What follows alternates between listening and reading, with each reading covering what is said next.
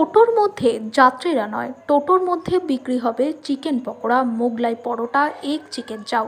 অবাক হচ্ছেন? অবাক করার বিষয় মনে হলেও ঘটনাটি সত্যি। তবে ব্যাপারটা একটু আলাদা। পুরনো টোটোর বডি খুলে সেটাকে বানিয়ে দেওয়া হলো আস্ত একটা ফাস্ট ফুডের দোকানের মতো। আলিপুরদুয়ারের ফালাকাটা ব্লকে কান পাতলেই এখন শোনা যাচ্ছে পরিবর্তিত টোটোর এই হাড় পাঁজরের গল্প। নাম রাহুল রায়, বাড়ি আলিপুরদুয়ারের ফালাকাটা ব্লকের নরসিংহপুরে। কিন্তু কিভাবে আস্ত একটি টোটোকে পুরো পাল্টে দিয়ে তিনি বানিয়ে দিলেন ফাস্টফুডের দোকানের মতো? জানা গিয়েছে তার একটি গ্যারেজ আছে। সম্প্রতি একজন তার কাছে টোটো দিয়ে বলেন এটিকে ফাস্টফুডের দোকানের মতো পরিণত করার।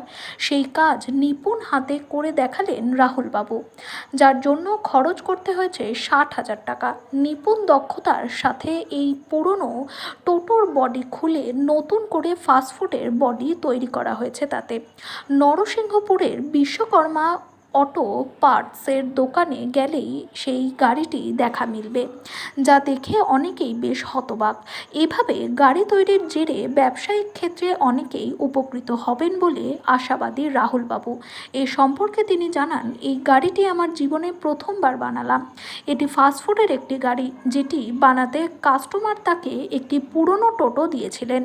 সেই টোটোর পুরনো বডি খুলে তিনি নতুন করে একটি ফাস্টফুডের গাড়ির বডি লাগিয়েছেন। যদি কেউ এমন টাইপের গাড়ি বানাতে চান তাদেরকে আহ্বান জানিয়েছেন তিনি। প্রসঙ্গত সকলের অজান্তেই তিনি এই কাজ করেছেন, তার জন্য তাকে ইঞ্জিনিয়ারিং পড়তে হয়নি। কিন্তু প্রশ্ন, তার এই প্রতিভা হারিয়ে যাবে না তো মফস্বলের কোলাহলে?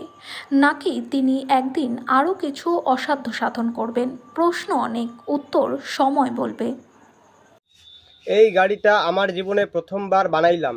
এই গাড়িটা হচ্ছে ফাস্টফুডের একটা গাড়ি। এই গাড়িটা বানাতে কাস্টমার আমাকে একটা পুরনো টোটো দিয়েছে।